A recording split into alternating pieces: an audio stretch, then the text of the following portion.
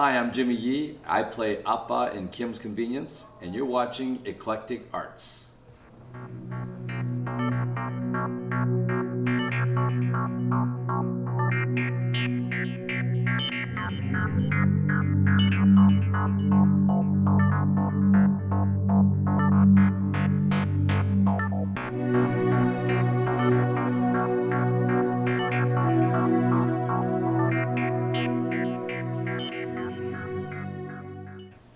All right, so we're here with Jimmy, who's from Kim's Convenience here at the Taproot Theatre in Seattle. How are you doing today? Great. Thanks for having me. Yeah, thank you for taking the time.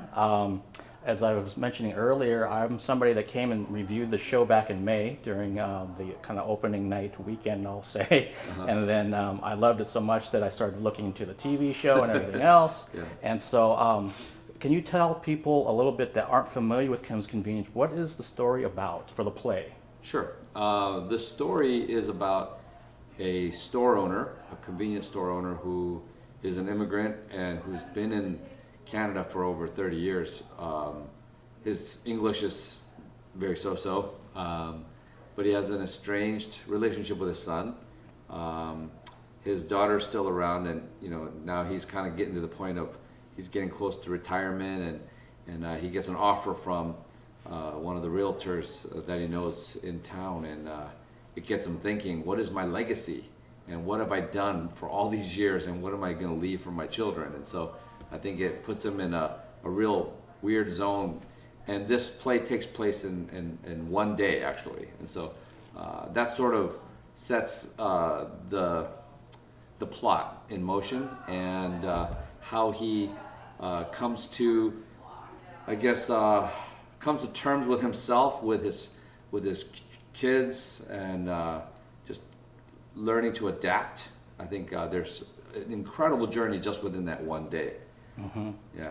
Yeah, for sure. And you've had a chance to portray the character in different productions, not just the one here at Taproot that we talked about. You've done some up north in Canada. You've also been an actor on the TV show itself, playing a different character. Yeah. So with that whole kind of ball of Kim's Convenience wax, what can you kind of say when you look at it from your first experience with the play all the way through maybe the television production? Yeah, I saw it at the Fringe Festival in Toronto in 2011, and I was so floored at how good it was, how talented the actors were, and just how amazing the story was. And I was so proud. I rarely see any stories about like people like me, specifically Korean Americans or Korean Canadians, and so I was extremely proud to have seen this debut there. And I remember I got a chance to meet with the cast after. They invited me out to eat dinner, and I told them, man, I think this is going to blow up. Get ready, guys. This could be a crazy journey for you. Like, I think your lives are just gonna flip upside down, But little did I know that I would be a part of that journey. I mean, I did secretly inside really want to play Appa one day too, but for it to actually happen, it's really quite a dream come true for me. Wow, that's awesome.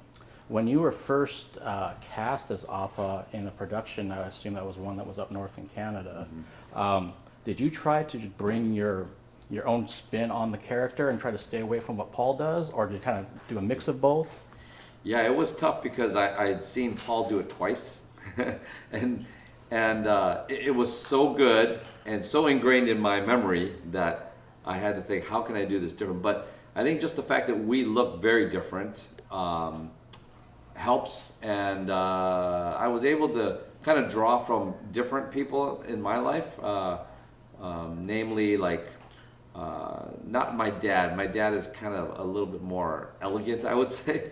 But some of the people that I grew up watching it in my church, I kind of drew from them, and so I was able to kind of be my own version of Appa. But it was hard at first, like not to do it exactly like Paul or, you know. Yeah, I can imagine. I mean, I've been watching all of the 3 seasons of television episodes, and I can only imagine what it was like having seen even just him doing the play, Yeah. let alone anything else that may have come, down the pike, and think, Yeah. well, I like that. That was really great. And I got a great audience reaction, but I need to do something a little bit different. Otherwise, I'm just basically mimicking him. Yeah. And that's not, what you want to be doing necessarily. What did help though is that because the cast is different from the original cast, each actor actually brings in something unique, and it sort of informs and affects how the scene plays out based on what they bring. So, it was never exactly like how he did it, because his Janet was different than any of the Janets that I've worked with as well. So, Okay. yeah. And let's kind of spend a few minutes talking about your background as an actor, and I know on your Facebook page it's actor/singer. Yeah. So what can you tell us about your acting background and how did you get into business, and also your singing background? Yeah, actually, I started out in university. There was no theater program there, but I sort of stumbled upon doing some like skits and drama teams and things, and I whet my appetite, and so I was like, wow, this is really fun, but I'm doing such basic stuff. I would love to see what it would be like to expand myself, but I never really did pursue it. And I actually had a career in church as a youth pastor, working with Korean American kids in LA as well as up in Alaska. And it was while I was in Alaska in like 2001, I ran into an old friend of mine who had become a professional actor, and he asked me how come, I ever really considered doing it, and I said, I don't know. And he said, well, how come you haven't? And I said, I don't know.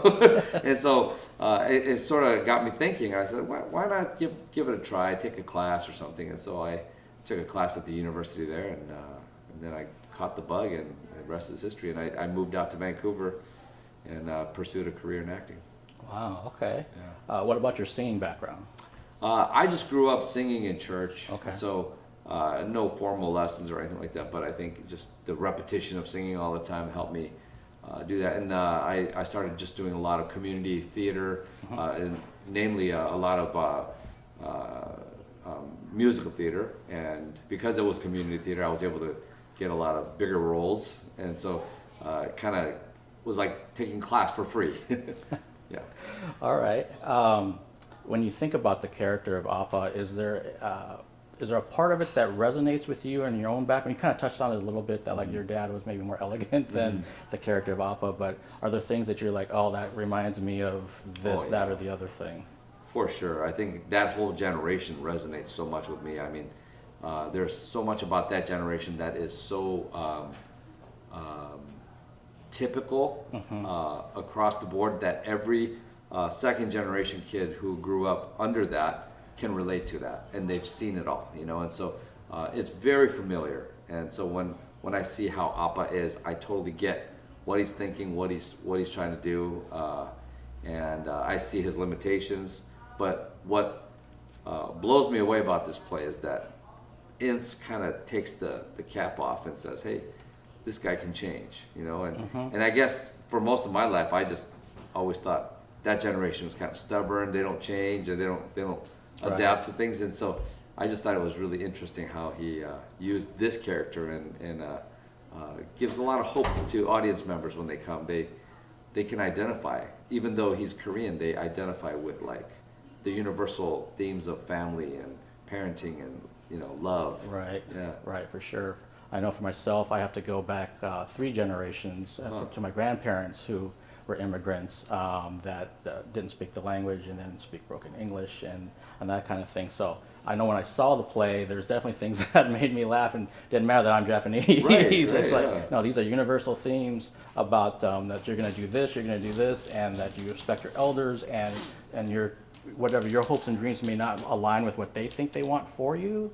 So there's that weird compromise that sometimes happens and sometimes it doesn't. Then you have conflict, just like which happens in the play, which is amazing. And I know you have kids yourself. Yes. So has any of the work that you've been doing through Kim's Convenience kind of influenced how you work with it at work or treat your own kids?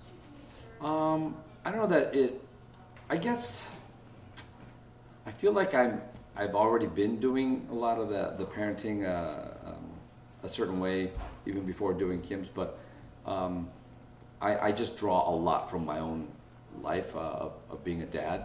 My kids are 19 and 17, both girls, and so even though my relationship with them is quite different than Appa and Janet, I still have a wealth of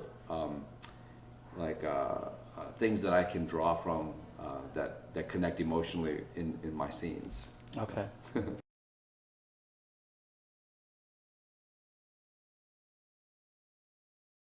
What's it been like? Well, I'll just make it somewhat easy. What's it been like working with Jimmy on this show? Yeah, well, from the beginning, we show up to our reading, and he basically has the whole script memorized. And so as an actor, that definitely put the fire under my butt to learn my lines. But it meant that whenever we had scenes to rehearse, I felt that we were at a level that wasn't normal for like a first or second rehearsal. And I think a lot of that is due to the fact that Jimmy's done the show twice before, and he's gotten to experience Appa in a variety of settings and with different casts as well. And so that just, I think, continues to color, I would imagine, your experience with Appa and your portrayal of him. And so as an actor, it was such a gift to work with someone with that intimate of a relationship with the character already. It made the rehearsals just so much, just charged with energy from the start. And Janet, she is quite the ball of energy as well, quite similar to Appa.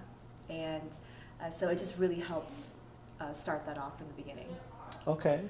And Leah, were you familiar with the show and the play prior to being here at Taproot, or you kind of learned as you went, or? I had heard of the show, but I hadn't seen it. Okay. And so for me coming in, I read the script and I was immediately drawn in to Janet and to this family. But not having seen the show and being cast subsequently, knowing that the show existed, I decided not to watch the show. And so I've only seen 2 episodes now. Okay. It sounds like it was intentional so that you could bring your own self to the character and the way that you wanted to portray it instead of maybe being colored by what you saw in those 3 seasons of television. Is that kind of correct? Yeah, you're absolutely correct. Okay. Yeah, I mean, I knew that in the show the characters were younger as well. And throughout the rehearsal process, Jimmy was able to tell us about his relationship with Ince and the kind of nuggets of information that he had learned over these years. And I just got the sense that the play itself was really, for Ince and the whole Kim's Convenience franchise now, that the play is the touchstone. And by this point, 3 seasons deep, the TV show has kind of diverged from the play and its original intentions. But when I did watch the show, it was helpful to see the playfulness of the younger Janet and Appa and their relationship, because that's still very much in the play. And so I was glad that I saw a couple of episodes before opening, just to get a sense of that, which is a really big part of their relationship. Okay. And one thing I want to ask both of you, being Asian actors and doing this really successful play, we're here on the second Tuesday that was added on because of demand, so that's always awesome. What has Kim's Convenience kind of done for you in terms of career, and what do you think is going to be happening in the future for not only just actors that are Asian, but just persons of color, period, that are in the arts? Yeah, it's opened a lot of doors for me. To be able to play such a juicy role like this, it doesn't happen very often for ethnic actors, and so I feel extremely fortunate and blessed to be able to play this role, and it's allowed me to grow a lot as an actor as well. And yeah, I think it's opened a lot of doors just because people came to see this, and I just got nominated for like a theater award back in Vancouver, and you know, I've never, in my wildest imagination, ever thought I would ever be nominated for something like that, you know. And so I feel so honored and so lucky to be able to be a part of Kim's. And I just remember talking to Ince when he was in town, and I said, hey man, you know, like I got all these new opportunities just because of this, you know. And he's like, the plan's working. And so he's kind of like a mastermind, and he's such a good guy. His deepest desire is to see Asian actors just really use this platform and it launching their careers into other areas as well. So yeah. Awesome. And Leah? Yeah, I mean, first off, being able to bring this play to Seattle and bring it to the West Coast is such an honor. Being able to play an Asian American woman, being an Asian American woman. Well, I say American in the broader, just made up a word, broader sense of the word. And for me professionally, it's opened up conversations with directors and other artists and writers here in Seattle who, frankly, I thought didn't even know I existed. And so it's been a very exciting time throughout this run of people who I had known for years, whose work I had seen admired and respected, talking to me and recognizing me for my work as well. And for other, you know, aspiring Asian American or those of color who would like to pursue a career in the arts, whether it's as an actor or you know backstage as a writer.